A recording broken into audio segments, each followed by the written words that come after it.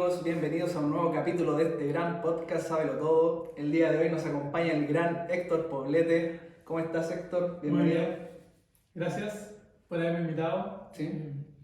Te vengo escuchando y viendo hace un tiempo y me ha gustado lo que haces, así que muchas gracias por la invitación. De nada, bienvenido. Bueno, Héctor es ingeniero informático, actualmente se encuentra trabajando en el sector de los datos. Héctor también es un estudiante autodidacta de filosofía, así que vamos a estar hablando un ratito acerca de eso. Y Héctor también estuvo un tiempo viviendo en Brasil, dado eso el apodo que todos le damos con cariño, que es Poblechi da Silva. Así que vamos a estar hablando un ratito acerca de eso también. ¿Podrías contarnos, Héctor, cómo fue la experiencia de vivir en Brasil? Fuiste a estudiar, ¿verdad? Sí, me estudié en la USACH y se dio la oportunidad de una beca a algún lugar de Latinoamérica. Ya. Me animé, que igual da miedo ir a otro lugar solo. Brasil en ese caso que era la mejor oportunidad que vi porque aprendes otro idioma. Claro. Ves un país que se ve bien divertido por el tema brasileño, que La samba. la samba, la carrera, la piñas. fiesta, como que es interesante la verdad el país y me animé. Ya.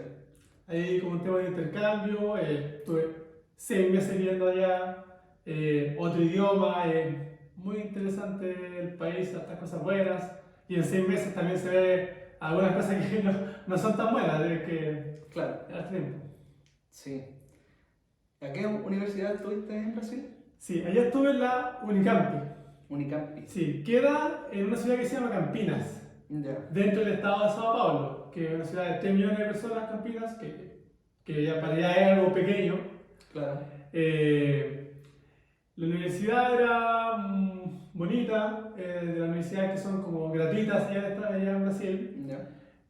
Tenía un lago, tenía canchas de fútbol, campos de otros deportes también, tenía un hospital, era una ciudad prácticamente.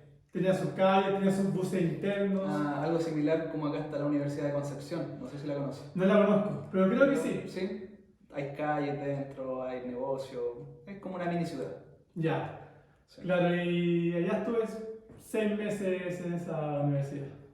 Ya, buenísimo. Y además de todas las experiencias que viviste en la universidad, ¿algo que hayas vivido fuera de la universidad que te llamó la atención? La gente que conociste, quizás, o el idioma, ¿te costó mucho aprenderlo? Sí, con respecto al idioma, el portugués, si bien cuando fui para allá aprendí con Duolingo. Ya tuve 2 3 meses cuando ya sabía que estaba listo para ir. Y uno ya sabe algo, sabe las palabras. Claro. Pero cuando llegué allá, no entendí nada. Los tipos me hablaban y yo, wow, yo no entendía nada. Así como que, ya. Yo llegué a un lugar que se llama. Las casas allá son de la universidad, son administradas por estudiantes. Ya. Entre todos pagamos el arriendo y la administramos nosotros. Yo estaba en una casa eran 8 brasileños más. Ellos me hablaban más lento y yo hablaba español, entre portuñol, más lento y ahí no logramos entender. Claro. O sea, es un idioma que si habla lento se entiende. Es comprensible. Es muy comprensible porque de hecho los diarios de allá, las lecturas de allá, uno puede leerlas. Claro. Porque las palabras son muy parecidas al español. Es uno de los lenguajes más parecidos al español. Sí, muy parecido. Junto con el italiano, que también se parecen bastante. Claro. Ya, pero a veces la pronunciación, cuando ellos, hay como diferentes formas que pronuncian según la zona. Hay unas personas de ciertas zonas que no le entendía nada, me costaba mucho. Ya. Y hay otras zonas que le entendía mejor. La gente de Sao Paulo lo entendía mucho mejor por la forma en que, la forma de hablar que le llaman como sotaque, le llaman ellos. Pero los garotos de Río de Janeiro era muy difícil porque tenían la R muy diferente, Claro. la S es. Así que ahí llegué allá, sabiendo poco, me di cuenta que no sabía casi nada, pero como muy parecido, ya al mes me comunicaba. Ah, el mes, igual Sí. pronto. Sí, porque también el tema de que viviendo allá fui a estudiar. Claro. Y tenía que sobrevivir. Sí. Tenía que pasar controles, tenía que hacer pruebas, tenía que hacer disertaciones, hablar con los compañeros. También dentro de la universidad interactúas con brasileños y ahí uno se va aprendiendo más rápido. Claro. Estando en el lugar, siempre se aprende más rápido. Sí. Es como la recomendación, si alguien quiere aprender un idioma bien, ojalá estar en el lugar. Y Claro. interactuar, no estar en el departamento encerrado. No ayuda mucho. Claro. O hablando con gente del mismo idioma. Porque yo Claro. allá nos juntábamos con los intercambistas. Eso te iba a preguntar. Teníamos ¿Te un grupo encontraste de- con gente de otros países además? Sí, que teníamos la misma beca o parecida que intercambio. Entonces había gente de Argentina, argentinos, colombianos, peruanos, también gente de España, de Francia, algunos de Alemania, así que se da un entorno muy rico, la gente que va a hacer el intercambio y todos van en la misma onda. Claro. Que bueno, ir a pasar los ramos, también conocer lugares cercanos y también en esos tiempos también uno estaba más joven, que también de ir a más fiestas, de interactuar con otra gente, personas de otras carreras, así que es muy rico el tema del intercambio. Más allá de los estudios, uno como que conoce gente de otras culturas. Aparte de estar en otro país, Sí. conoce de otros países y toda la gente que llega en la misma onda del intercambio. Y, de hecho, yo creo que lo que más aprecio es eso, que los amigos que generé allá, las experiencias y que fue lo que más aprendizaje me dio para la vida, así como una cultura del mundo. Sí. Fue muy... Y es verdad lo que dicen normalmente la gente de Brasil, que es mucho más alegre, que como que te invita, o no es tan así. Sí, bien Sí. más integrado. Sí. La fiesta igual, allá todos los lunes ya comenzábamos con fiesta de samba, en la noche. El lunes. Y el día lunes, así ya, para comenzar. Ya. Y claro, típico que llega la gente con su guitarrita, con sus materiales ahí para la música y se pone a cantar y todos se reúnen ahí como a bailar samba, a conversar, Ya. también venden cervezas y se da un ambiente muy bueno, sí, la verdad. Claro. Claro, y hay de todo. También hay gente que más violenta, Sí. que bueno, en general es como más alegre. Como igual nosotros tuvimos un ambiente más de universitario, que es como Claro. una burbuja que estaba Sí. dentro del lugar de Brasil, que es muy diverso y los intercambios son muy seguros en ese sentido, como que es difícil que te pase algo. Claro. Y todo la buena onda, yo también soy chileno, y a los brasileños les caen bien los chilenos. Así, Por suerte. les caen bien, así como que, chileno, ven aquí, Héctor, me decían, y yo iba. ¿No te decían Sí, por sí. leche? No, me dicen, Héctor, algo así. Ya.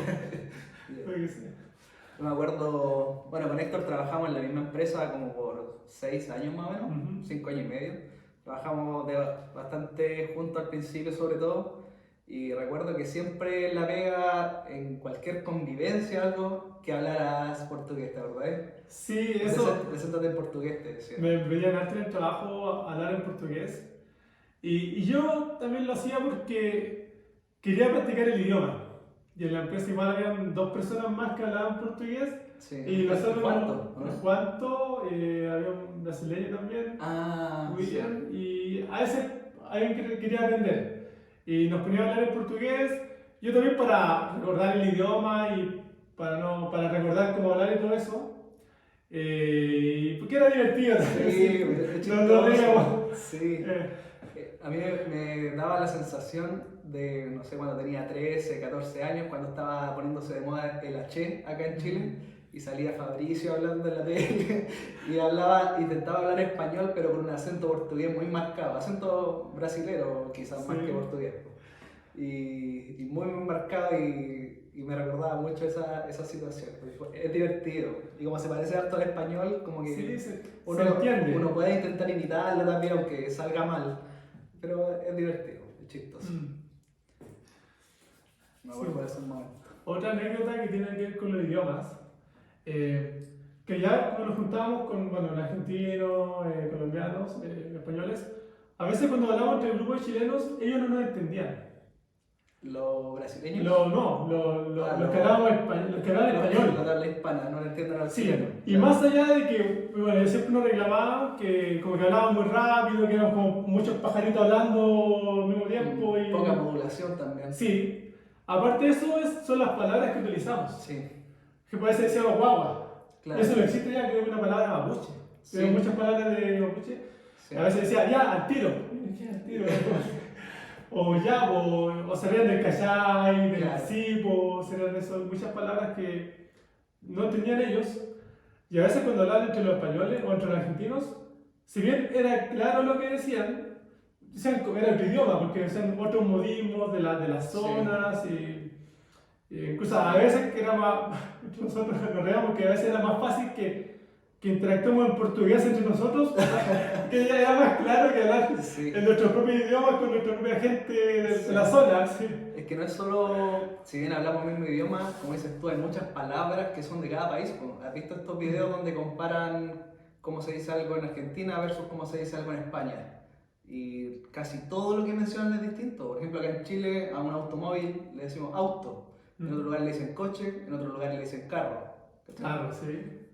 No sé, o los crayones, en otro, o lápiz de cera, no sé. Sí, vale. Cualquier palabra que uno use prácticamente en Argentina, en Colombia, otra palabra. Sí, hay palabras que se pueden deducir lo que es, hay Claro. otras que no, sino a qué se refiere, no tienes cómo. Sí, por ejemplo, acá en Chile lo que pasa siempre es que decimos plumón a esos lápices gruesos que escriben como más grueso también, y en otro lado le dicen marcador. Ya. Y en España también le dicen de otra manera que no recuerdo. Entonces, como digo, cada palabra tiene más, o sea, no más de un significado, sino que como para referirse a lo mismo hay muchas palabras distintas. Ya. Y en portugués me imagino que también pasa mucho. No sé a qué... Sí, por ejemplo, en portugués, de hecho la mayoría de las palabras son parecidas en español y le agregas con canción cansado. Y muchas le agregas el sound o en vez de ñ, LH, son muy equivalentes. Sí. Hay casos que quizás 10-15% que la palabra cambia totalmente. Y lo que sucede mucho con otros idiomas que son parecidos como el portugués, que uno puede hablar en español y traducir al portugués, literalmente, y te van a entender. Pero no es la palabra que se usa comúnmente en el idioma. Exacto, sí. Como que se usa otra palabra. No es la más común. Claro. Sí, pasa harto, por ejemplo, cuando llega acá a Chile gente de Venezuela o de Colombia, que al principio hablan como hablaban en su país y las palabras que usan no son las mismas que usamos acá, pues y uno como que no las entiende. Pues. Y te tienen que describir de lo que están hablando para Sí. poder entenderle. Pasa. Pasa harto. Igual entretenido, me imagino, bueno, no conozco Brasil, nunca he ido, pero me imagino que debe ser entretenido. Sí, de hecho, también son experiencias que es como viajar, como que te abre el mundo porque ves otra cultura, otra forma de organizar que tiene la gente, ves semejanzas, también ves otras diferencias y enriquece mucho. Claro. Porque claro que uno está como encerrado en como quizás desde su prejuicio, lo que conoce uno, y ve que en otros lugares como que eso es normal, o nadie se ríe de eso. También es como que uno va aprendiendo que va regulándose de que uno lo que está haciendo quizás está mal, como Claro. en el aprendizaje ahí. ¿Te pasó que la gente en Brasil se daba cuenta que eras chileno sin la necesidad de hablar quizás? Como solo de verte, ¿te pasó? O al escucharte hablar recién se daban cuenta que Yo eras creo chileno? que la primera palabra se dan cuenta. ¿Sí? Sí, bueno, especialmente en los primeros meses, que cuando pasaba lista de curso, decían cosas así. Yo trataba de simular perfectamente la palabra así como que yo en la lista, y decía ya, mira, Chileno. ¿no? No, extranjero, ya. A nosotros Pero sí. nos pasó con la Helen cuando fuimos a Colombia, a San Andrés, que no sé cómo. Bueno, de hecho tuve que preguntarles porque la verdad que me causó mucha curiosidad. Caminando por la calle, no no sé, de la mano, como caminamos normal, nos decían del frente de la calle, chileno, chileno, y nos iban a ofrecer algo, ¿cachai? O sea, chi, chi, chi, le, o ya, po, ¿cachai? ¿Cachai? De hecho, también fui a San Andrés y pasó lo mismo. Sí. Allá, no sé si en la isla particular que no reconocían la distancia. Sí. Yo le tuve que preguntar, po, Y no- porque andamos con una pulsera del hotel Ya. y no creo que nos den color distinto de donde vengamos. ¿Qué puede ser la ropa? Tampoco nada descriptivo. Y de verdad que no sabíamos, que no habíamos hablado nada, ni una sola palabra. Y le tuve que preguntar a uno, oye, ¿cómo saben que somos chilenos si no hemos hablado? ¿Tienen caras de chileno? Esa fue su respuesta. Po. Sí. Y uno cuando vive acá en Chile no se da cuenta que tenemos más o menos una cara un poco común. Pues quizás cuando tú ves a un colombiano, a un venezolano, a un brasileño, a un gringo, como que te das cuenta que tienen una cara más o menos parecida, pero acá en Chile como estás inmerso no te das cuenta. Claro, sí. Pero ellos lo notan. De hecho, en San Andrés nos decían chi, chi, chi, le, de afuera, o sipo, nos decían cachai, ni siquiera nos saludaban, nos saludábamos todavía, nos decían cachai y nos gritaban eso. Sí. Como que. De hecho, con un trabajador de allá que era un poco más joven, onda 20 años, como que fue el único que no pudo darse cuenta. Como Ya. que, de hecho nos preguntó, amigo, ¿de dónde nos visitan? Y yo le dije, a ver si ya tenía como el mismo entrenamiento que los demás. Le dije, dime tú, ¿de dónde crees tú que visitamos? Y traté de hablarle un poquito más neutral. No le dije, ¿cachai? Dime tú, sí. Claro. Dime tú, Dime tú, po. y nos quedó mirando y nos dijo, ¿de Argentina? No, de Chile. Y la chutó a la segunda, a la segunda. Sí, y la Helen es súper rubia por mi pareja, entonces no es como tan promedio chilena, ¿cachai? Como que ahí tiene que haber dudado un poco quizás. Po. Yo tengo más cara de chileno, po. Pero sí, increíble cómo te pueden reconocer solo de verte. Sí, otra. Allá, una gran diferencia que tienen en cuanto al deporte, juegan mucho futsal. Ah, sí. Y el futsal era otra cosa, ya, es como que. Falcao se llama el brasileño. Era uno de los más mejores del mundo. Sí. Y tenían estrategia, con la forma en que jugaban, en que entrenaban. Claro, es otra cosa. Otro nivel. Es como que, quizás fútbol, en general, ellos están aquí, nosotros acá.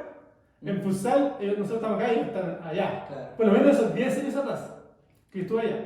Ahora sé que Chile a futsal ha progresado avanzado. mucho más. Por ese año la diferencia era muchísima lo que. Sí. Y es verdad, al ser todo más reducido, al tener menos espacio para correr, como que las aptitudes físicas se ven menos que las técnicas, quizás. Y la estrategia, como dices tú. Sí, con mucha No estrategia. Yo comentamos. no sabía que existía la estrategia en futsal. Yo bueno, jugaba un par de campeonatos y ya íbamos. Estrategia del cambio, que el arquero a veces tenía que hacerte goles. Mucha Una estrategia. estrategia muchísima. Es como el ajedrez, pero sin dados. ¿Escuchaste esa frase del capítulo anterior? No, Yo lo estaba comentando con el José, parece, y el Felipe. No me acuerdo con quién fue. No, con el Rodri Acevedo. ya. Que un futbolista alemán dijo esa frase, que el fútbol es como el ajedrez, pero sin dados. ¿Cachai? Nunca había jugado ajedrez. Ya. Sí, yo creo que él pensaba que se jugaba con dados, o algo así como el ludo, Sí. que vaya avanzando acorde a los numeritos que te salen. Se tiene que haber confundido probablemente. Y dijo esa frase, queriendo decir que era un deporte de estrategia. ¿Cachai? Ya, sí, porque Eso. Bueno, cambiando un poquito el tema, ahora vamos a hablar acerca de ciencia de datos, o también como se le conoce Big Data, o Big Data como también le decimos acá en Chile. Dado que Héctor actualmente se encuentra trabajando en el sector de los datos, yo también trabajo en una empresa que maneja muchos datos, así que vamos a estar hablando un ratito de eso. Entonces, ¿podría darnos una introducción al tema, más o menos de qué se trata el Big Data o Data Science también? Sí. Lo que sucede es que todas las aplicaciones que nosotros utilizamos, ya sabemos que desde Google, Facebook y las aplicaciones empresariales para registro de recursos humanos, para procesos de producción, para vender cualquier tipo de producto, generan datos. Sí. Y es tanto el uso que le damos que ya son muchísimos datos. Claro. Que el volumen, son las 3 B, que es el volumen, la variedad y la otra B, que se me olvidó actualmente. que tiene que ver con el valor. Ah, el valor de los datos. Sí. Y es tanta la cantidad de datos que ya, aparte de que ya cuesta mucho procesarla para los motores de búsqueda, Sí. que se puede encontrar mucho valor a todo lo que hay. Claro. Imagínense que generamos todas las aplicaciones que nosotros utilizamos que pensamos que son gratuitos, de hecho lo son, Instagram, Facebook, YouTube.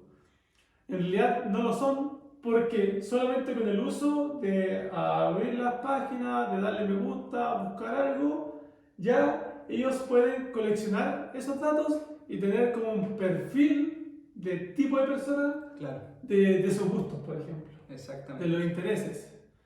Y todo eso luego se puede monetizar. Eso es como ellos reciben el dinero de alguna forma sin la necesidad de que se lo demos nosotros directamente. Claro. Entonces ya es tanta la cantidad de datos que hay ya infraestructuras mucho más poderosas que permiten ya analizar esos datos. Hay, por ejemplo, en mi rol como Data Engineer, nosotros estamos a cargo de coleccionar los datos y proporcionarlos de una forma eficiente para quien los utiliza. Claro. Y quienes los utilizan son generalmente gente que estudia estadísticas, matemáticas y empiezan a buscar patrones de comportamientos en las personas. Claro. Con modelos. Modelos. Entonces ahí está el típico ejemplo de que descubrieron con análisis de datos en los supermercados de que quienes compran cerveza también compran pañales. Claro. Entonces colocan la cerveza al lado de los pañales. Ese es el tipo de decisiones que ellos pueden tomar con el análisis de datos. También como las publicidades dirigidas. Ya todos sabemos que cuando buscas por internet un viaje a, no sé, a Colombia o, no sé, Perú, después en todas las páginas de internet y de Instagram y hasta que no te das cuenta, siempre ves publicidad relacionada a lo que buscaste, ya sea un producto. Sí.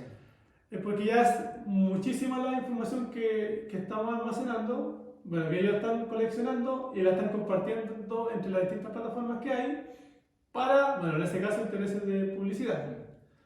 Eso es como el lado, como que uno le puede ver malo o también bueno porque me pueden ayudar a encontrar lo que estoy buscando. Claro. O sea, el lado bueno te dan la facilidad o te muestran la publicidad de lo que tú buscas, pero el lado malo es que si tú solamente lo buscaste sin intención de comprarlo, te empieza a llegar publicidad dirigida que te motiva a que tú lo compres. De hecho, a mí me pasó bastante, a todo el mundo nos pasa. Es cosa de hacer una búsqueda donde sea, en Facebook, en Google, donde sea. Yo me parece que lo busqué en Google. Cuando estaba armando mi escritorio en la casa, busqué obviamente un escritorio, busqué una silla, busqué un soporte para monitores, busqué una pantalla también, un monitor. Y cada vez que buscaba algo una vez, después me empezaba a aparecer la publicidad en Facebook y en Instagram. Ya. En ambas. Y no solamente el mismo día, sino que varios días después de que ya había hecho la compra incluso. Sí, claro, ahí pasan varias cosas interesantes. Por ejemplo, los analistas de datos generalmente buscan patrones de comportamientos en los datos que en mi rol les proporcionamos a ellos. Porque al final los datos, como vienen de muchas fuentes diferentes, en mi caso, por ejemplo, lo normal es que una empresa colecciona datos propios de la empresa, también en muchos formatos, y a veces son muchísimos formatos de compras, de gustos, cosas así, de comportamiento de los clientes.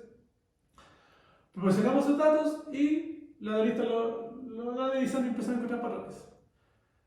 También hay otras cosas, hay ahora muchos algoritmos, que ya estamos en otros temas que son de las palabras de moda, machine learning, deep learning, redes neuronales, Claro. que ahí prácticamente es como entregarle los datos, bueno, con un propósito, y los algoritmos deciden cómo predecir el comportamiento de los usuarios. Hay algoritmos que, bueno, están publicados que tienen que ver con los gustos. Entonces ellos encuentran patrones de comportamiento de gustos, entonces ellos pueden saber antes que ti, bueno, pueden saber realmente lo que quieres. Claro. mejor que tú mismo. Ya, y eso, por ejemplo, Sí. Facebook explota mucho eso también. Como ya tienen perfiles más de personas, ya más personales, lo que las páginas que uno le pone me gusta, las que uno pasa rápido en el scroll, con los intereses de los amigos comunes, entonces ellos tienen muchos más, mejores recursos para eso y el rol de los analistas ya no es tanto encontrar patrones, sino cómo utilizar esos algoritmos y cómo Exacto. configurarlos, ya son bastante poderosos. Y De hecho, tú te puedes dar cuenta en lo que estas aplicaciones que estamos mencionando, que se nos quedó fuera TikTok también, ujú, eh, cuando tú te metes a la parte de la aplicación que te propone cosas, no necesariamente que tú las busques, sino que, por ejemplo, en Instagram, cuando tú te vas a buscar, te aparece contenido no necesariamente que tú estás buscando. Y después de ocupar un tiempo la aplicación, no sé, un mes, 2 meses, empiezan a aparecerte cosas muy relacionadas a lo que a ti te gusta sin necesidad de que tú le des me gusta, sino que por el tiempo que te quedaste viendo un video o si es que algún video lo pasaste de largo sin siquiera verlo, como que ya lo descartan de tus gustos. Y es impresionante porque se asemeja mucho a lo que a ti realmente te gusta. Por ejemplo, a mí me gusta el dibujo, ¿cachai? No dibujo mucho, pero me gusta ver cuando la gente hace un dibujo bien hecho. Y me aparecen hartas publicaciones de gente dibujando cosas, ¿cachai? También me gusta la música y me aparece gente tocando piano. Hubo un tiempo que estuve muy metido en temas del fitness o de la calistenia ya, y también me aparecían cosas de calistenia, ¿cachai? Entonces ahí te das cuenta que realmente el algoritmo te tiene pero muy bien estudiado. claro, y bueno, son cosas que dan miedo. Me da miedo Sí, todo eso. También hay que ver que también eso también tiene sus beneficios. Hay aplicaciones o bueno, algoritmos y entornos de Big Data que analizan como la salud de las personas. Empiezan a coleccionar, ya si tú estuviste enfermo de tal cosa, te ven el ADN y hacen el match ahí de que te pueden dar algo en el futuro, a un par de años más, una enfermedad que pueden predecir por tu ADN. Y por el comportamiento de mucha gente, muchas personas que tienen lo mismo que tú y le ha pasado algo. ya. Así como también optimizar procesos productivos, ahorrar recursos, ahorrar energías. Ya ahí son otras aplicaciones que tienen con muchos datos que ellos pueden predecir cuál es la mejor forma de ahorrar recursos, como hablaba. Me hiciste acordar de la película Don't Look Up, No mires arriba, de Leonardo Ujú. DiCaprio. ¿La viste la que Sí, sacó? Hay una parte donde esta persona canosa que tenía como Asperger, que era muy seco en ciencia de datos y en algoritmos, entre comillas era seco porque al final quedó la embarrada, pero él le dijo a DiCaprio la enfermedad que tenía en esa película, que él ya lo sabía porque sus algoritmos habían predecido en base a los medicamentos que compraba, en base a los síntomas que buscaba por Google, ujú. en base a información que él mismo sin querer había proporcionado. Los algoritmos ya habían detectado qué enfermedad tenía y de hecho le dijo en cuántos meses más se iba a morir. Claro, de hecho eso es como de lo bueno también que se va a obtener de la ciencia de datos y Big Data que te puede ayudar a alargar la vida. Las empresas también hay una tendencia de que la intuición ya se está dejando de lado. De hecho no se está dejando de lado, pero sí es necesario contrastarlo con los datos. Claro, ¿Qué es lo que dicen los datos? Ya dicen que este comportamiento que tú dices es válido y está ocurriendo.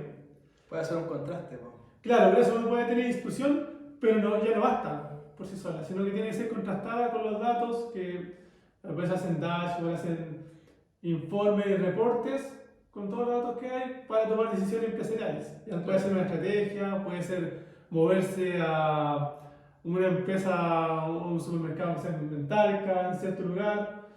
Esas decisiones se toman con datos. Sí, Actualmente las empresas ya están dependiendo de eso. sí, 100%. Ya la empresa que no tiene, tampoco tiene que ser tanto Big Data, pero ya necesita basarse en datos Claro. propios para tomar decisiones. Así como antiguamente se basaba en estudios de negocios, ¿te acordáis Mm. que hacían como estudios y enviaban gente a hacer encuestas acerca del sector? Veían, por ejemplo, supermercados, que no hubiera muchos supermercados cerca en la misma zona. Sí, Ahora ya eso está todo disponible con los datos. claro, y pasa. Y con respecto a eso, de las encuestas, las mismas empresas comparten información entre ellas. Sí, Es como que, por ejemplo, el caso de Uber. Uber, claro, uno se comunica, bueno, uno llama al Uber, te llevan a un lugar y uno paga por el transporte. Uber colecciona datos hacia donde tú te diriges y aparte colecciona datos hacia dónde se dirige la gente en general. Claro, Así, esos datos podrían vendérselas al gobierno para decir, hey, la mayoría de la gente se mueve de la Florida a la Centenda claro. para hacer políticas públicas de transporte, por ejemplo. Sí, Así como muchas aplicaciones también te ven como tu GPS, sí, de esas que son gratuitas, que, claro. que empiezan a ver tus movimientos, hacia dónde te diriges, dónde compras, Sí. y son datos que se venden. De hecho, el celular tiene una cantidad de información increíble. Sí, Hay informes del año 2019 del Congreso de Estados Unidos que mandó a una empresa a hacer un informe de cuánto es la cantidad de dinero que genera cada persona, ya. solamente por los datos. Esto es en el contexto de Estados Unidos. Ellos determinaron en el estudio que si se le diera el 50% del dinero generado a las personas, les pasarían $120 al año. Solamente por usar el celular, por entrar a Google, Facebook, Instagram, la página de una empresa particular y todo eso. 2019. Han pasado 3 años donde Claro. el uso prácticamente no sé si se duplicó, triplicó, no sé, pero ya aumentó muchísimo más. Ahora ese monto debería ser muchísimo mayor. Y bueno, las personas no se llevan ese dinero, pero No. sí están las aplicaciones gratuitas. Claro. Como que- Pasa harto no solo con Uber, como lo mencionabas tú, sino que también con Maps o Google Maps, depende de la empresa que lo quieras ver. Pero está traqueado donde tú vas en cada momento y esa información, aunque tú no la proporciones, como tienes GPS, por ejemplo, a mí normalmente me ofrece lugares a los que ir cuando yo salgo de la casa, me ofrece lugares a los que yo frecuentemente visito, como para darme una ruta. O cuando no estoy en la casa, estoy en otro lugar, y ya como el algoritmo detecta que me voy hacia la casa, me ofrece también el mapa irme para la casa sin necesidad de que yo le haya dicho que esa es mi casa. Sí. Ya lo sabes, sin que tú se lo digas, porque es el lugar donde está tu teléfono toda la noche. Sí. Bueno, es hacia dónde nos estamos moviendo. Ya prácticamente estamos llenos de algoritmos. En otros lugares del mundo es mayor aún. Claro. Por ejemplo, actualmente se toman decisiones de asignarte un crédito hipotecario de consumo de acuerdo a tu historial crediticio. Sí. ¿Ya? En otros lugares, como en China, ya no es solamente tu historial crediticio, sino cómo te comportas. Ah, ya. Ellos prácticamente, tú qué tan buen ciudadano eres. Ya. Y de acuerdo a eso, eres asignable a un crédito o no. Bueno, no en toda China, pero en ciertos lugares de China que son más tecnológicos y se guardan mucha información de las personas. Tiene que ver con control social también. Y por otro lado, tienes que preguntarte cómo tú pones de acuerdo o, claro, que no todas las personas hagan lo que quieran. Como que Claro. se desordenen, porque también hay conflicto. Manipulación de masa al final. Pues. Claro, porque, bueno, es una explicación de que es necesaria, de que todos se comporten bien, de que haya cierto orden, porque todos sabemos que si cada uno hace lo que quiera y me da lo mismo lo demás, es como caos, es como anarquía prácticamente y nada funcionaría. Claro. En China prácticamente hay muchas cosas de cómo te comportas como ciudadano. De que de acuerdo a eso tienes que asignarle un crédito o no. A políticas del gobierno también. Y se vienen fuertes los algoritmos y los avances chinos en cuanto a inteligencia artificial. De hecho, son los que están más avanzados. China. Sí. Más que... Lo bueno de eso es que son muchos conocimientos compartidos. Que son muy fáciles de compartir con otras empresas, otros países, porque son algoritmos, son modelos matemáticos que se comparten. Es muy fácil destruirlos, pero son los que tienen más cámaras también, tienen mayor avance. ¿Te acuerdas de la película Matrix? Sí. No me acuerdo si fue en la parte 1 o en la parte 2, no recuerdo bien, donde hay una persona que maneja mucha información. Y él decía que el poder real no está en el dinero, sino que está en la información. Y porque al final a él la información era la que le traía el dinero. Sí. Y cada vez se hace más plausible, pues, estamos como con todo esto de la ciencia de los datos. Cada vez la gente que va teniendo más información es la gente que va teniendo más poder. Hoy en día las personas que son dueñas de las redes sociales no son cualquier persona. De hecho, ¿te acuerdas que Mark Zuckerberg estuvo en un juicio hace un tiempo por este mismo tema de la privacidad y del uso de los datos? Cómo ellos realmente estaban usando estos datos. Y en países que están normalmente en conflicto con Estados Unidos, que como sabemos Facebook está en Estados Unidos, está en Silicon Valley.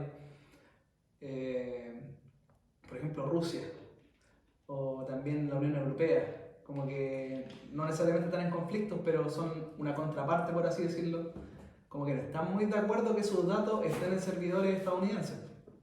De hecho, hace un poquito tiempo, no más de un mes, hubo una controversia por este tema de que la Unión Europea no quería que sus datos estuvieran en servidores en Estados Unidos. Sí. Es porque eso da mucho poder. Si de verdad que tú puedes mover masas con una red social, o sea, hoy en día no es solamente para divertirte, es una red como centrada en capturar datos. Claro, y con respecto a la influencia de los grandes empresas tech,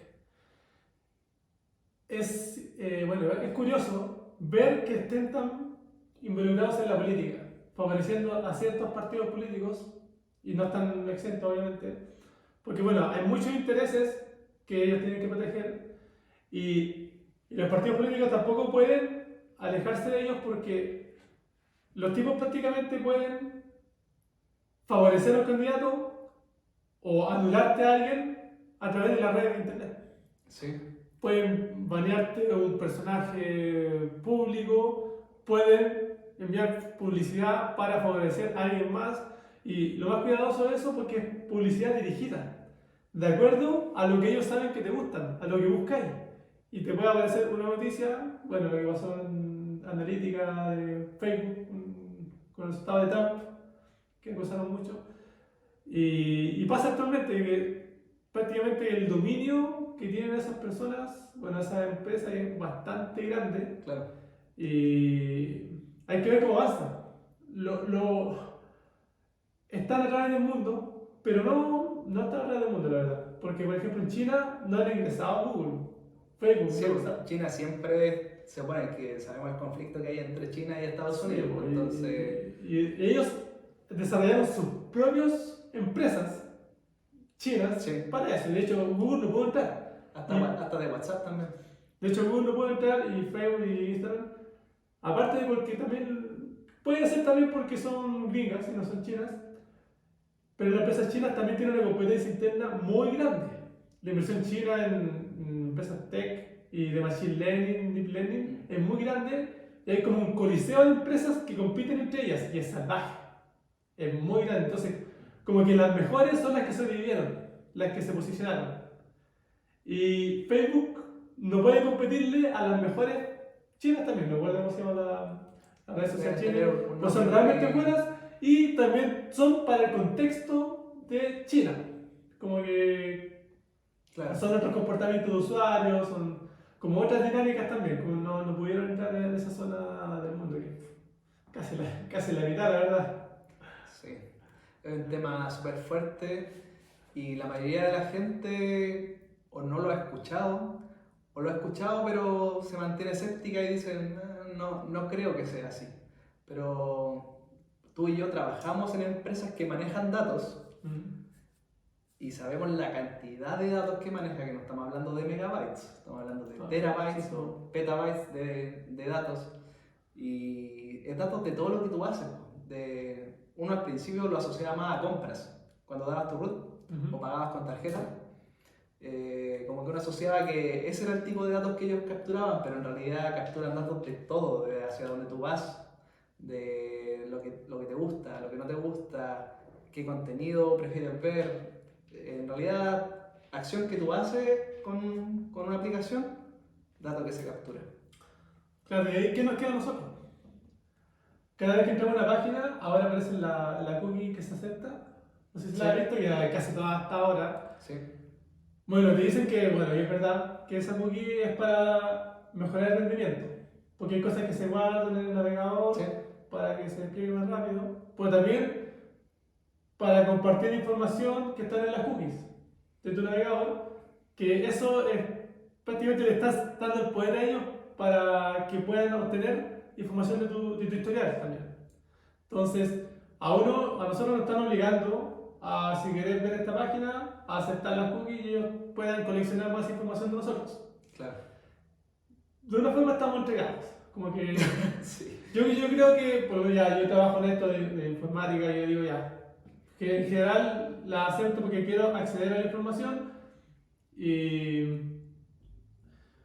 si no, y si quiero estar fuera de esto, no la tengo más, pues como que... Claro. Pero sí hay cosas que uno puede hacer. Y, por ejemplo, ir limpiando el navegador periódicamente, luego las cookies. Ya, pero ¿quién hace eso? Claro. O empezar a usar navegadores más seguros de que te traigan menos Más privacidad. más privacidad. O que te permite controlar la privacidad. Claro, Sí. Es que al final. el uso de las redes sociales, podríamos utilizarlas también. Sí. Es que una pelea que. Pero si tú no quieres, ahora este canal de YouTube no podríamos hacer lo que nos gusta hacer. Claro. Es como que, Ojalá que no nos cancelen después de este podcast. de hecho, No, sí. no creo, pero He visto pero otros pasa, que hablan de esto hecho, mismo. hay que tener Sí. cuidado, porque si no le gusta a donde tú publicas algo, a los dueños o a Claro. los que mandan eso, te cancelan, porque tienen el poder. Y Pueden hacerlo, sí. es así. No sé qué hacer, la verdad, más que... Y ni siquiera te dan mucha información de por qué te están cancelando. Dicen, uno de tus videos ha sido dado de baja, dado que no cumple con las normas internas. Y chao. Lo más probable es que, bueno, son algoritmos. Un algoritmo encontró que usaste una palabra, después otra palabra, ya es automático. La mayoría de las veces, ¿cachai? Sí, la mayoría de las veces. Quizás hay una revisión después, pero Claro, los algoritmos son los que encuentran videos controversiales, sí, por así decirlo. Y un poco cómo se modela el mundo, que los trabajos de tecnología son valorados y todo lo que no sea trabajo de tecnología tiene que aprenderlo. Sí. Yo tengo un primo, ya no tanto, es un poco mayor que yo, debe tener ahora unos 36 años, y hace un tiempo atrás cerró todas sus redes sociales y usaba un teléfono de los antiguos, de los convencionales, que no era smartphone. Con el propósito, decía él, de salirse de la Matrix, ¿cachai? Como lo hacía como un poco en broma, pero en realidad lo hacía en serio, porque no quería compartir todos esos datos con las redes sociales, porque algo había escuchado de este tema. Él está estudiando ahora psicología. Y aparte que quería salir un poco de esta contaminación sentimental, por así decirlo, que provocan estas redes sociales. De hecho, ahí para la gente que no lo sepa, hay redes sociales, no voy a decir cuál, que han dicho que son como provocan demasiada depresión en las personas, ¿cachai? Porque te muestran vidas que la mayoría de las veces ni siquiera son reales, de influencers que tienen una vida pero fenomenal, tienen un cuerpo fenomenal, auto fenomenal, y la gente sabe que eso existe, pero también sabe que no tiene acceso a eso, ¿cachai? Entonces, ¿eso qué te provoca por dentro? Una mala sensación. Entonces, hay gente que es más vulnerable, por ejemplo, niños de 15 años, 16 años, que ven todo este contenido y saben que no tienen acceso ahora y que quizás nunca lo tengan a esas cosas. ¿Cachai? Sí, el tema tiene mucho que ver con la expectativa. Quizás yo sería muy feliz si estuviera encerrado en mi familia y viajamos, o sea, a Chile, todo bien. Pero cuando empieza a ver que hay gente que viaja a Europa, a las playas de Barcelona, o Alemania, y en autos de lujo, y uno empieza a preguntarse, ¿por qué ellos tienen eso? ¿Y por qué yo no? Y un montón de cosas, de piscinas maravillosas, Disney. Cada uno sabe que uno tiene conocimiento de que existe eso y está bien, pero también provoca otro sentimiento, es como se llama la envidia o por qué existe tanta injusticia. Claro. Es complicado, es muy lo que produce el mundo actual. Sí, la otra vez vi un video de unos niños no me acuerdo qué país era, Nigeria parece, pero era un país africano. y mostraba cómo era la vida de ellos y también mostraba todo lo que bailaban y todo lo que disfrutaban a pesar de tener lo mínimo, ¿cachai? Vivían en chozas, con poca comida, poca agua, pero a pesar de eso podían disfrutar igual de su vida, jugaban, bailaban mucho, todos los días bailaban prácticamente. Y al final es lo que dices tú, po, es un tema de expectativas, porque rara vez uno valora lo que tiene, como que uno siempre desea más de lo que tiene, ¿cachai? Y si tus expectativas son demasiado altas, vas a vivir como concentrándote en lo que no tienes y vas a sufrir por eso, en vez de disfrutar lo que realmente tienes, ¿cachai? Sí. Que, onda, Sí, pues. si tienes un techo donde dormir, si tienes ropa con la que abrigarte, si tienes comida con la que alimentarte, y lo más importante también, si tienes alguien a quien amar y alguien que te ame, no estoy hablando solamente de una pareja, sino que de hijos o padres, hermanos, con eso es más que suficiente para ser feliz.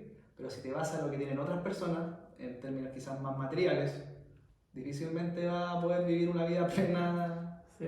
viviendo con la envidia. Aunque la felicidad es un tema de... yo no diría que es suficiente algo, porque tenemos que partir de qué es lo que te provoca, qué es la felicidad, son la serotonina, lo que se produce, Claro. qué es lo que te produce esa hormona que te da la felicidad, es Esa como sensación, que... esa sensación. esa sensación. Claro, no, el tema, un poco para cerrar, el tema de los datos, Big Data y Machine Learning, que los algoritmos son realmente poderosos y vienen a reemplazar nuestros trabajos. Sí. Ya hay mejores algoritmos para predecir una enfermedad, para analizar una imagen que detecta un cáncer, puede hacerte sistemas de auditoría, puede tomar decisiones bueno, actualmente hipotecarias, de un crédito. Y cada vez vienen saliendo mejores algoritmos que van a ir reemplazando principalmente los trabajos especializados, con conocimientos específicos. Hay que ver cómo avanza esto. Lo bueno es que siempre son específicos. Como no existe una máquina que sea buena para todo. Claro. Es decir, tiene que ser una máquina que sea buena para predecir la enfermedad de un resfrío. O predecir que según estos síntomas tiene COVID. Bueno, actualmente ya te ganan en el ajedrez y en Go, otro tablero mucho más complejo. Sí. Ya fácilmente a los mejores del mundo.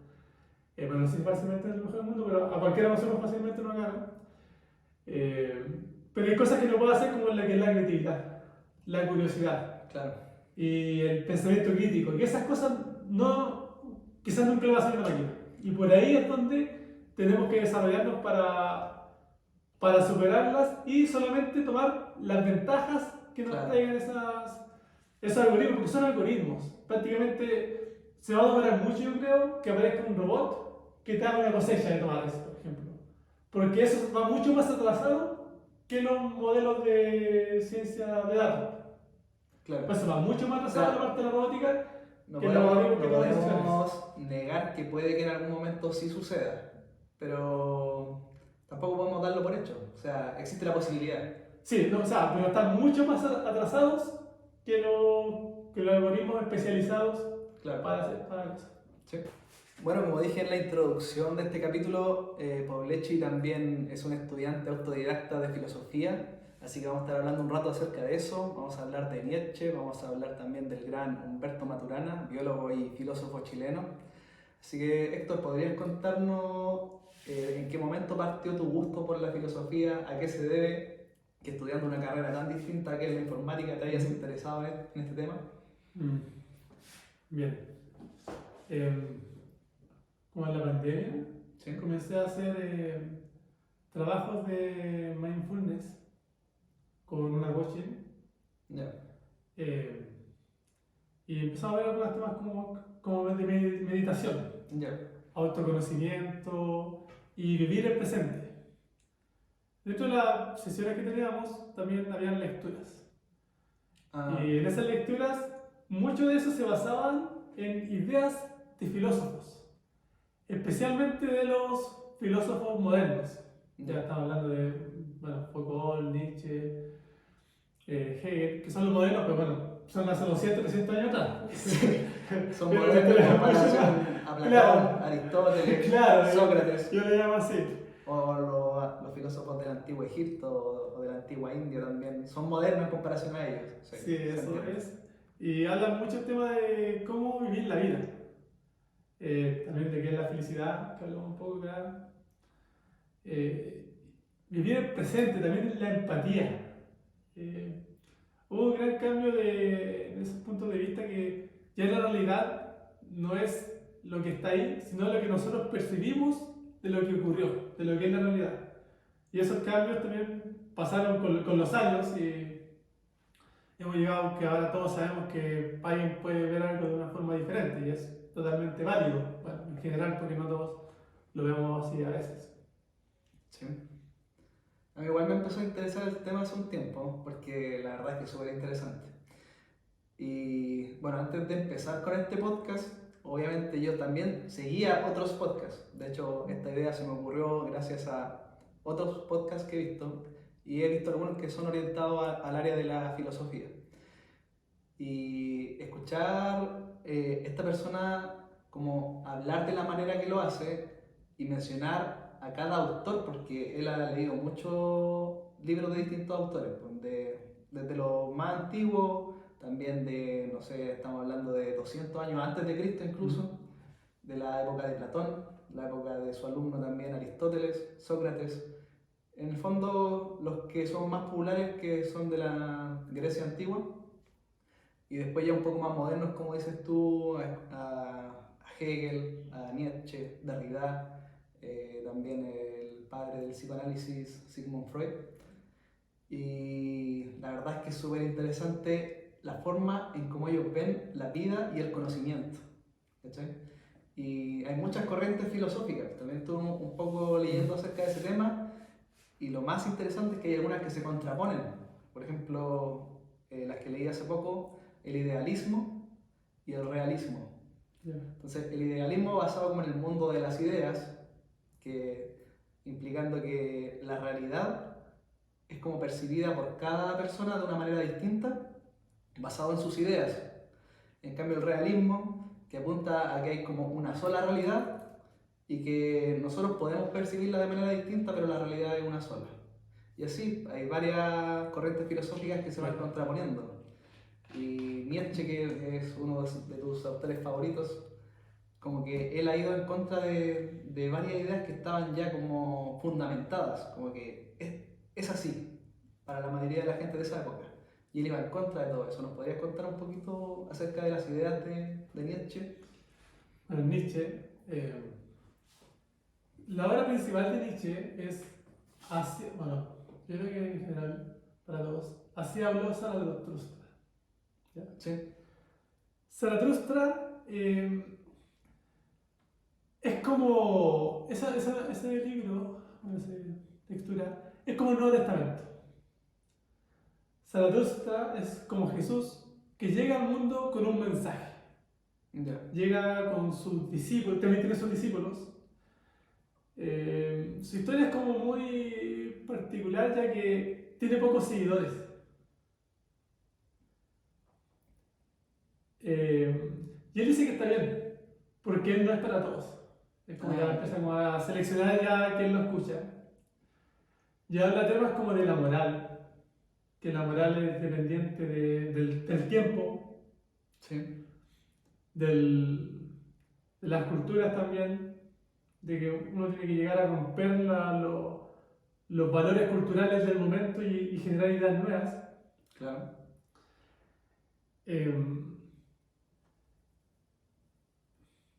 También habla de lo que es, yo creo que lo principal de ese libro, que habla del realismo en la tierra. Ya. Él dice, Dios ha muerto Sí. y nosotros lo hemos matado. Sí. Esa es una de sus frases más típicas. Ya, Más bien, más si controversiales. bien es bien interpretable, ya puede ser que llegue uno que dice una cosa, otra. Yo también lo veo como, por lo que he visto, que tiene que ver como que las creencias, ya sean religiosas o ideológicas, están para irse. Y uno, el hombre, o el superhombre que él habla, Sí. debe llegar con las nuevas. Claro. Como superarse al ser humano, estar como a otro nivel y tener sus propias ideas y generar algo nuevo. Claro. Ese es la gran, mi aporte, yo creo que ese libro es como que, él dice que las ideas, eh, ¿cómo es que le llama? De un paraíso después de la muerte, hay que dejarla de lado. Ah, ya. Sino que hay que vivir el ahora. Sí. Es el ahora, el importante, lo que haces ahora, lo que quieres hacer ahora, el poder y la voluntad de hacer algo. Y eso es lo más importante para él. Para poner un poquito como en contexto a la gente que nos está escuchando, Friedrich Nietzsche es un filósofo alemán que nació por ahí por el año 1840 y algo, si no me equivoco, 1844, algo así, y murió cerca del año 1900. Entonces estamos hablando de bastantes años atrás, pero él viene con un pensamiento muy moderno, dado que los filósofos que estaban antes de él tenían como un concepto de moral y un concepto de cristianismo como muy bien, como ya formado, y él llegó a criticar todo eso y como prácticamente a romperlo, diciendo que la moral cristiana en realidad no era una moral como que era saludable para la gente, sino que muy por el contrario, y llegó a criticar también no solamente a la moral, sino que también a las personas que establecían este tipo de moral. Y criticó a todos los filósofos anteriores a él, que ya mencionamos, como Platón, Aristóteles, y estaba muy en contra de su forma de pensar, y por eso fue un filósofo tan controversial, porque tenía este tipo de ideas de que Dios ha muerto, por ejemplo, como se llama uno de sus libros, y también fue uno de las personas que más apoyó el nihilismo, que es como criticar mucho qué es realmente la verdad y qué es realmente la moral. Entonces, por eso es una persona tan controversial. Sí, bueno, Nietzsche en particular, de hecho en Así habló Zaratustra, él viene con sus parábolas, con su mensaje al mundo. Y viene uno, por ejemplo, que tiene que ver con el nihilismo, de ámate a ti mismo. ¿Sí? Igual tiene su sentido, porque él, bueno, no sé si lo concluyó o lo dice explícitamente, que tú cómo vas a amar al prójimo si ni siquiera te amas a ti mismo. ¿Cómo Claro. vas a ser capaz de amar a alguien si no te valoras a ti? Entonces primero parte por ti, por el yo, y luego ya ahí puedes empezar a compartir amor con las otras personas. Claro. También tiene otros que son más controversiales que tienen que ver con la misericordia. Sí. Él dice que la misericordia es la debilidad de los fuertes, es como tu punto débil. Claro. Entonces tú desde darle gente, ayudarle en la calle a alguien, es como no hay que hacerlo porque tú te haces mal a ti mismo. Y le estás fomentando a esa persona el vicio Claro, de seguir ahí. dentro de eso igual como que es controversial Sí. y tiene algo Sí. de razón también. Es que ese es el tema, que los valores o la moral, ya sea dada por el cristianismo o por otras religiones que son similares, no sé, podría mencionarte muchas, están basados en eso, en la misericordia, en el perdón, en la solidaridad, en el agradecimiento, en el respetar a un ser superior que nos creó y está sobre nosotros.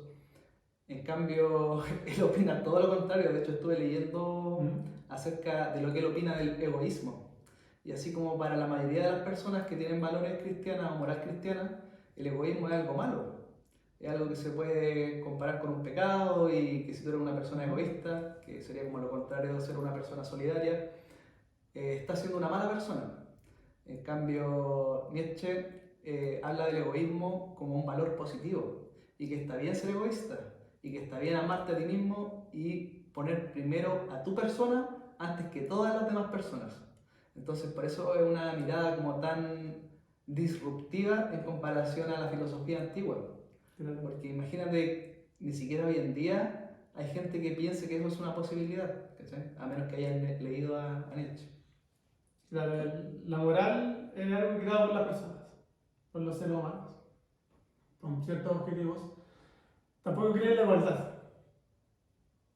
Él cree prácticamente en el superhombre, de que yo estoy superior, yo me salgo de esta moral y creo algo nuevo porque estoy fuera del rebaño. Claro. Sí, igual tiene cosas que me gustan de sus textos y otras que no me gustan, pero igual me quedo como con el mensaje en general que deja. Sí. Y hay un punto que encuentro que el más interesante que tiene como soporte en el libro, que es el regalo que le dio a la humanidad, dice él, que es la doctrina del eterno retorno. De eterno retorno. Eterno retorno. Ya. Bueno, la hace contraste también al Nuevo Testamento, donde está la creencia, bueno, la que yo me crié, y creo, de que cuando uno muere va a un lugar diferente, que esperamos que sea mejor y ahí uno va a ser feliz. ¿Ya? Ya. Él propone otra cosa, otra doctrina, una forma de pensar. El eterno retorno es que tú mueres y vuelves a cuando naciste, a tener exactamente la misma vida, con todo igual, hasta el momento que te mueres y así retornas eternamente. Ya.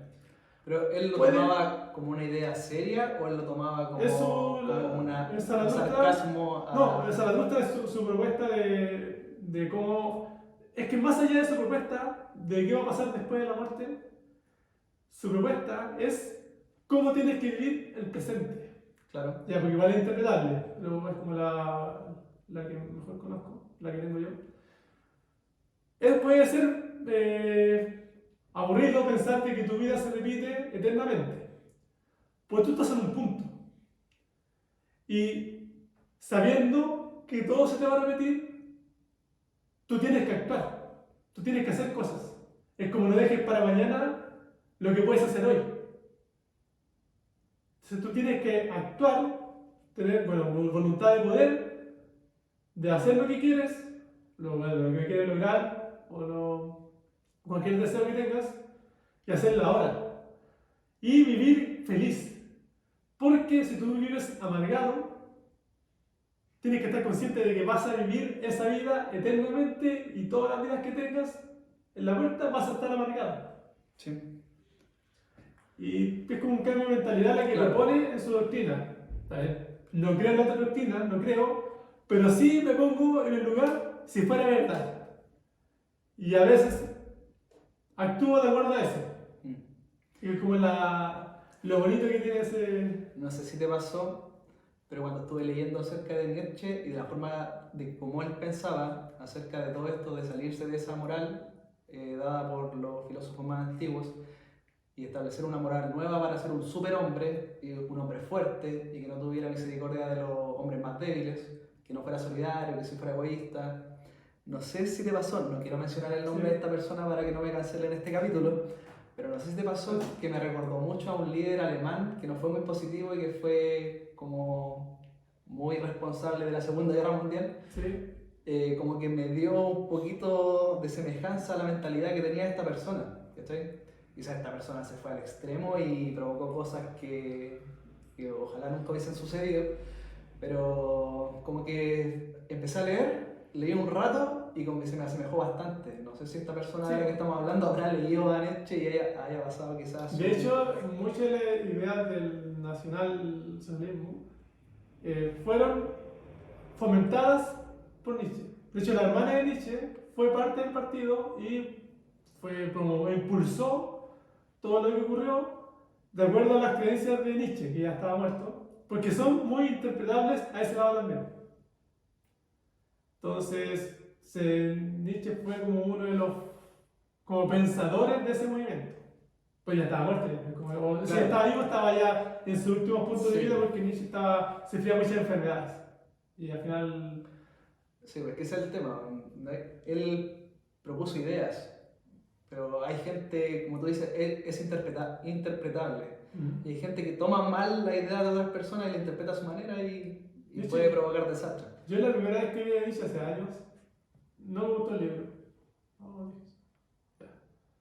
Después lo leí de nuevo hace poco, bueno, hace 2 años, y empecé a complementarlo ya con videos y con otras lecturas, y ya empecé a comprender mejor las ideas.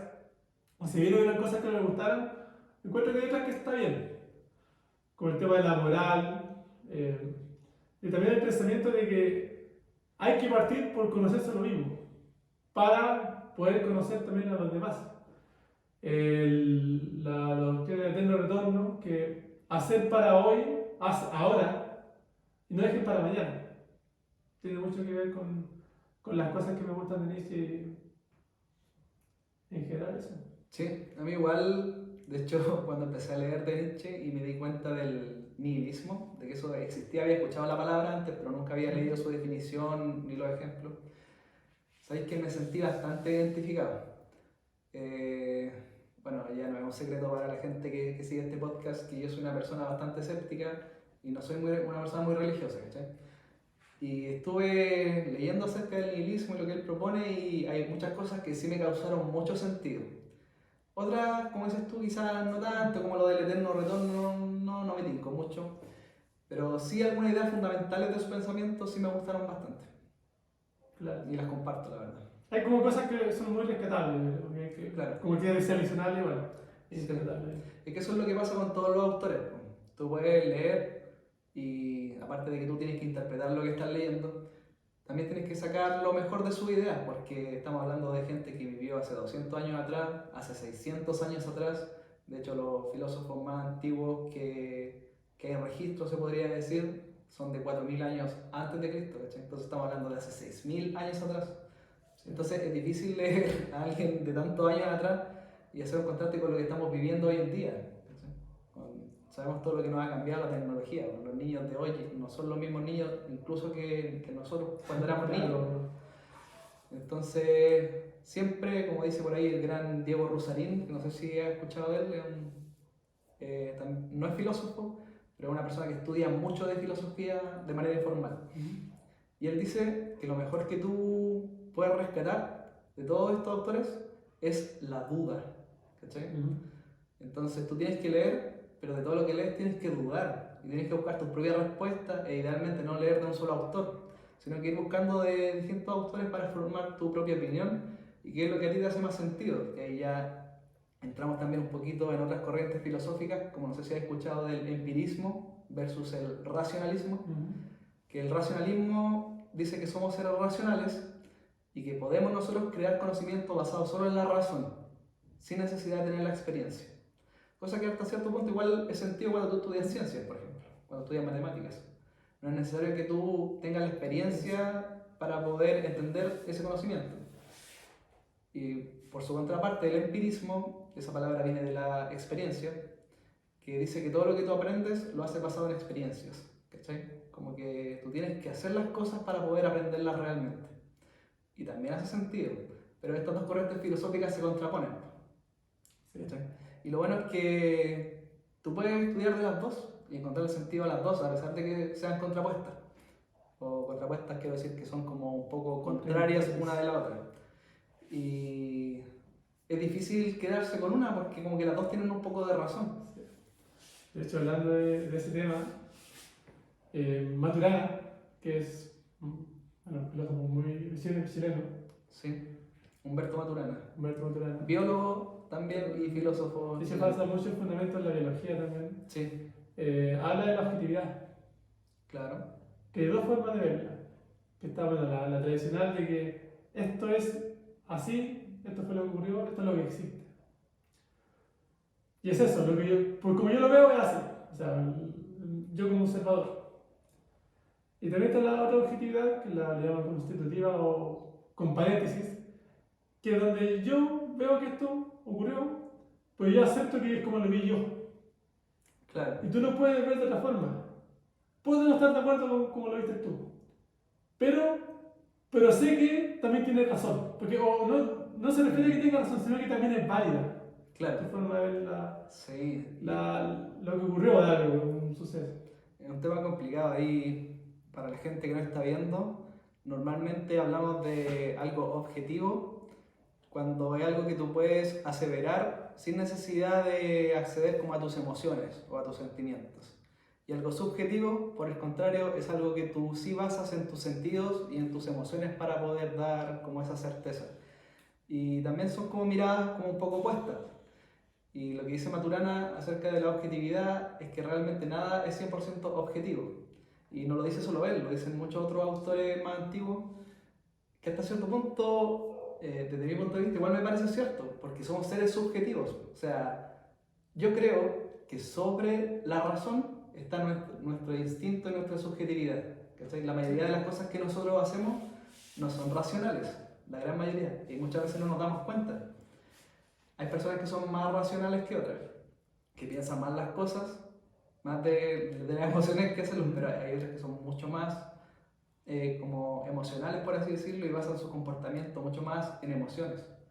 Claro, Es súper interesante. en esta idea de la objetividad con paréntesis se basa en que todo, en una discusión donde hay dos posiciones diferentes, al final, aunque cada uno lo vea que objetivamente alguna decisión que se tenga que tomar, siempre van a estar involucradas las emociones como las premisas básicas que fundamentan nuestra razón. Claro. Ya sea vienen de nuestros miedos, de nuestras expectativas, nuestros deseos, desde ahí vienen. Ya, está bien. Yo puedo ver que tu posición también es válida. Válida, pero no aceptarla como una razón. Y pensándolo así, por el tema de las emociones, nunca te puedo convencer a menos que yo esté dispuesto a entender tu punto de vista desde como tú entiendes las cosas. Claro. Quizás nunca pueda estar a entender porque tú tuviste tus experiencias. Nunca puedo entender lo que te pasó, pero no he vivido emociones.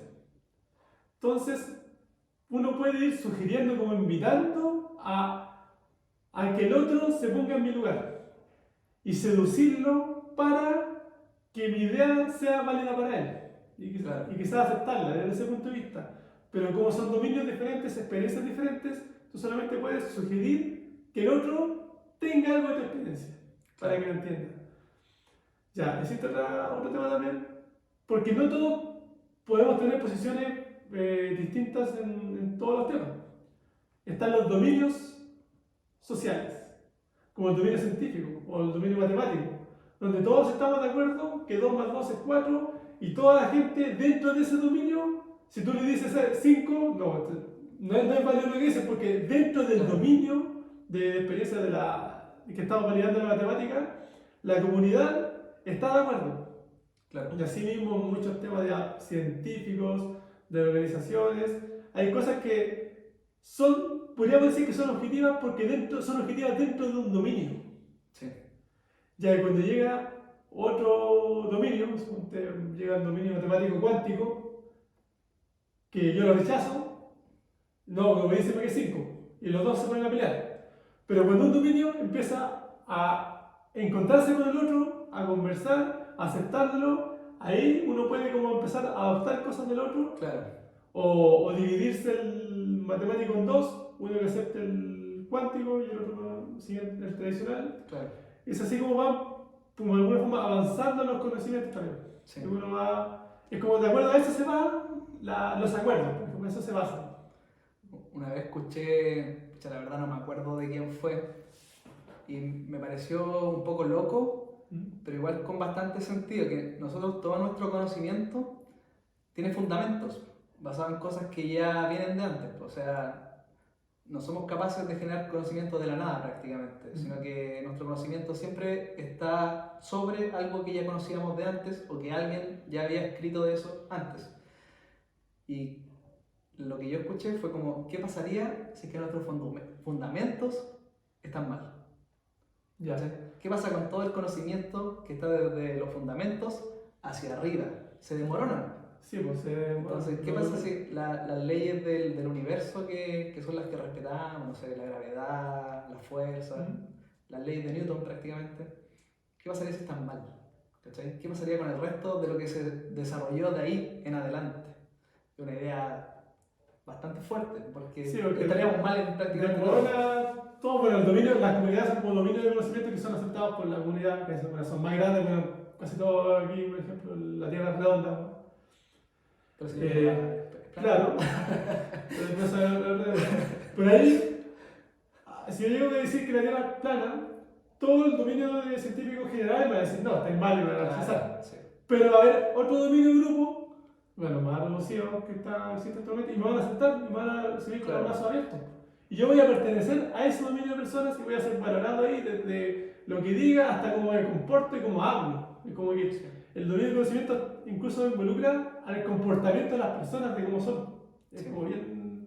Oye, voy a aclarar que lo de la Tierra es plana era una broma por si acaso, porque no falta la gente acá que va a pensar que lo dije en serio. Claro, no, aquí, por ejemplo, puede ser un tema muy bueno por dominio de conocimientos. Sí, Porque dentro del dominio, tierra plana, no todo es objetivo. Dentro del dominio de la tierra redonda es objetivo también. Cuando empiezan a conversar entre ellos dos, ya empiezan a como discusiones. claro, Pueden haber cosas, conceptos de la tierra plana que se pueden incluso ser válidos. O sea, son válidos porque ya tienen sus fundamentos de su dominio. dentro de su dominio, claro. Claro, y cuando empiezan a conversar entre ellos, ahí Sí, se tiene que. Todo dice que hay que partir del otro. ¿Por qué él piensa que la tierra es plana? claro. ¿Cachai? Hay cosas que a simple vista sí tienen sentido. De hecho, es cosa de observar. Pues si tú observas, vas a pensar que es plana, como se creía hace muchos años atrás. De hecho, de ahí viene la palabra planeta. Se pensaba que era plano. Y bueno, después ya con muchos estudios, sin necesidad de observar la Tierra, sino que con estudios ya como más matemáticos, estudiando la posición del Sol.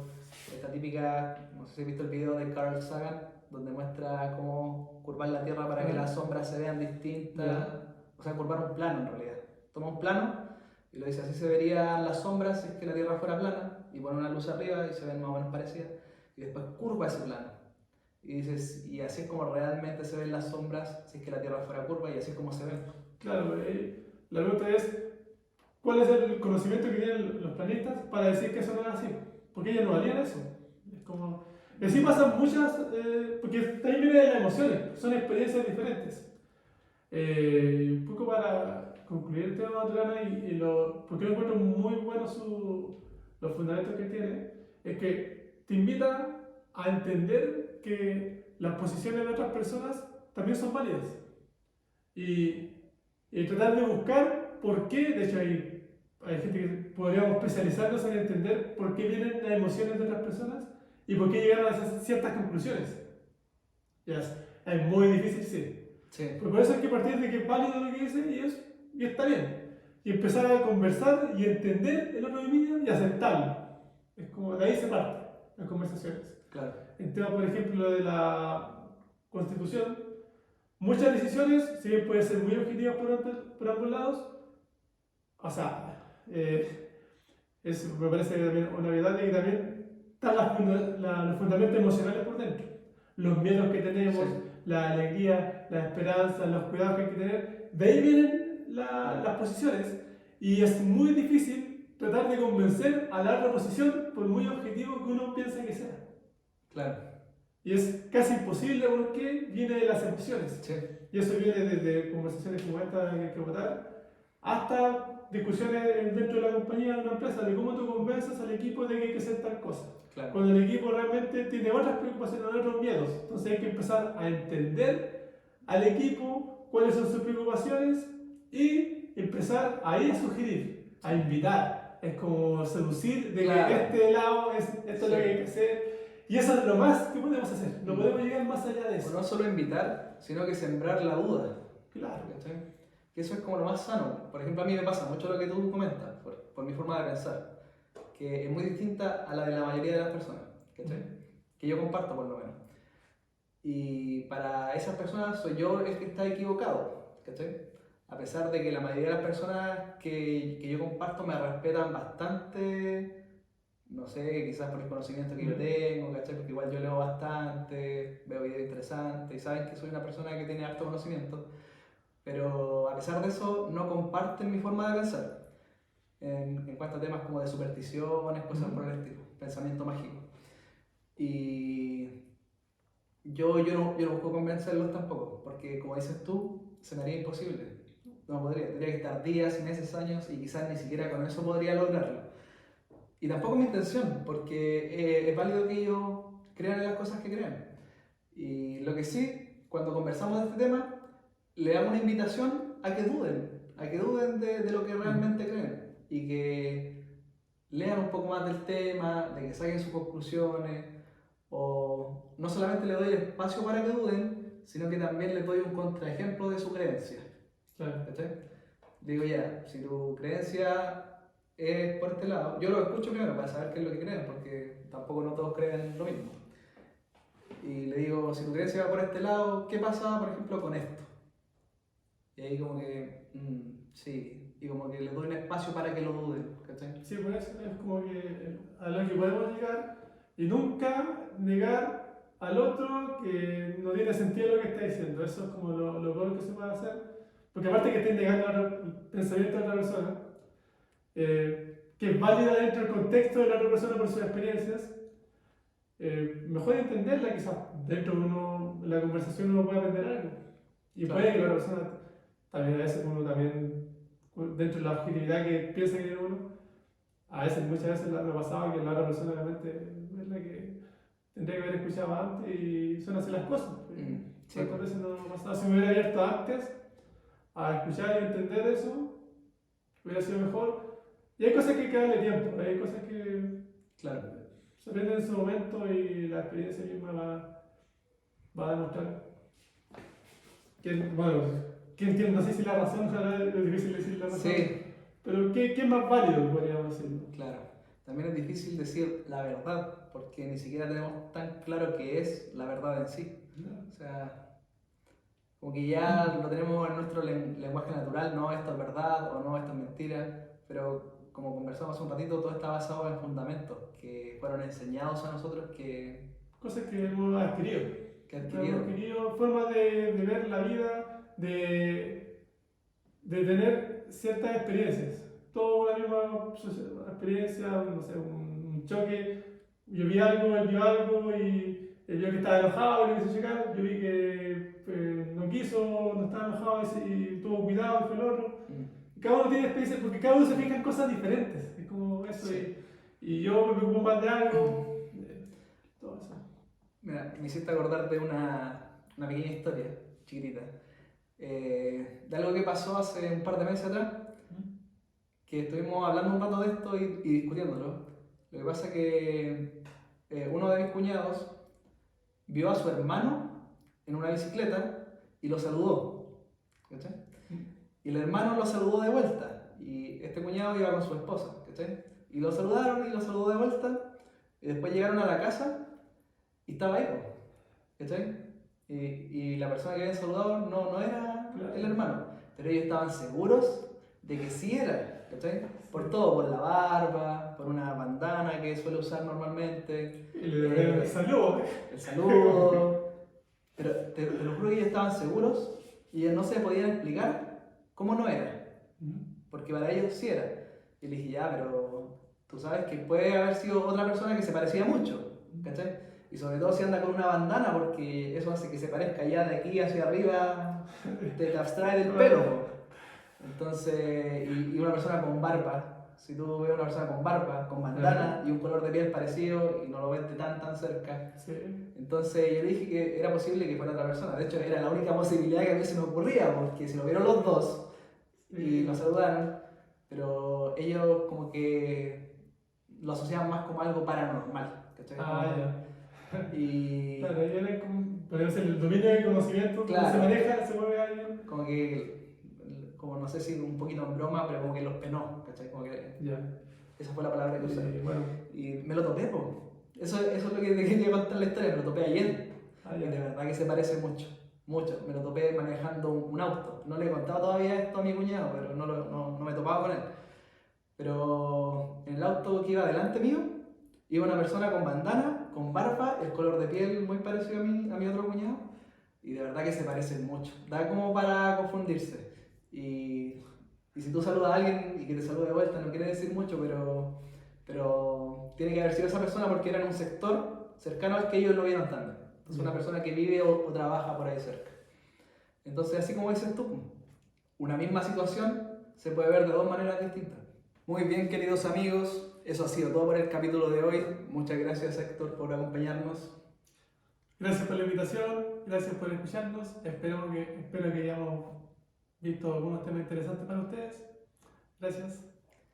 Y como cada capítulo, los invito a que se suscriban al canal de YouTube y también que den me gusta a la página de Facebook si es que deciden apoyarme. Así que nos estaremos viendo en el siguiente capítulo. Muchas gracias. Chao.